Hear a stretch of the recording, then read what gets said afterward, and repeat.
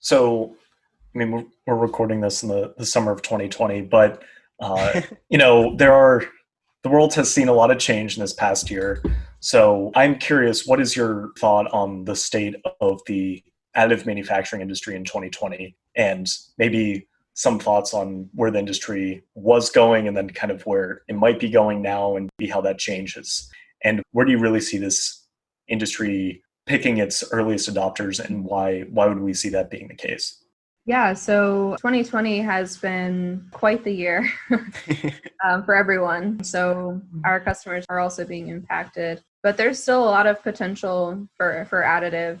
It actually helps with that supply chain simplification and actually being able to print parts locally rather than having to source them internationally. That's kind of been a key component, especially in recent months. As far as, early adopters, we see a lot of activity in the medical industry, in implants and surgical tools, and a lot also in the space and aerospace industries as well. The space customers are really taking additive and running with it. So we're excited to be along for the journey for that. And then automotive is also a developing industry, especially as the binder jet technology starts to mature. Binder jet will allow for a lot more, for lower cost, faster parts, and more high volume parts as well. So that's really what those customers are going to be after. A lot of activity across kind of all the industries, all the major industries at this point. But I think each industry is taking the modalities and kind of applying the technology in different ways that work for them.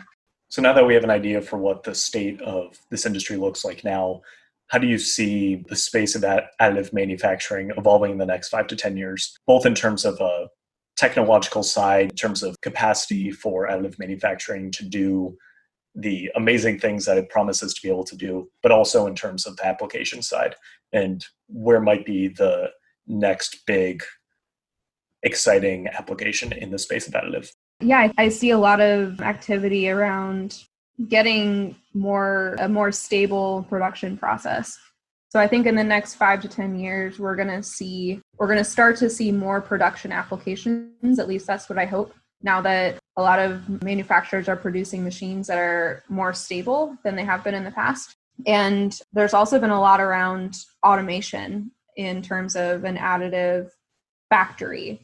So how can you set up multiple machines and automate powder removal? How do you automate moving your build from one process step to the next? So I think we're going to start to see more activity around that. And then on the application side, like I said, I hope that more people will start implementing this for production. But really, as the industries learn and as they grow in their additive capacity, I really just hope to see next level applications, whether they're bigger, so larger parts on larger machines, more advanced alloys. Some alloys were still really hard to print with. So I hope to see that these more advanced alloys will find their niche, and especially within a modality that works best for those alloys. So I really like to think about the future and specifically about additive manufacturing and how that can make an impact in so many different areas. And so I wanted to kind of give you a tough question here, but how do you imagine, specifically in the aerospace field, additive playing a role 10 years from now? That is a tough question. Sorry. Yeah, I think honestly, we're still in pretty early adoption phases across the board. So I think, from an aerospace perspective, as regulatory bodies get more comfortable with additive and learn more about it themselves, the industry is starting to put a lot more rigor and a lot more standardization out there. So these big specification bodies like ASTM and SAE, and so they're starting to actually understand more about additive and are starting to put out some more standards. So I think as that evolves, regulatory bodies will kind of get a little bit more comfortable with it. So yeah, I think really just adoption of more parts, again, going bigger, when we start printing structures for like engine structure components. So yeah, I think that's kind of where it's going in my humble opinion.